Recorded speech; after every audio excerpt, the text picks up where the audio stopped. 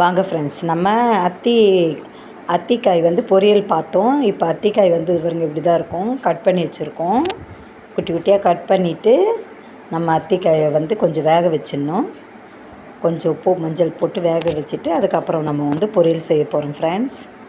தேவையான பொருள்: எண்ணெய், கடுகு, மிளகாய்த்தூள், மஞ்சள்தூள், வெங்காயம், தக்காளி.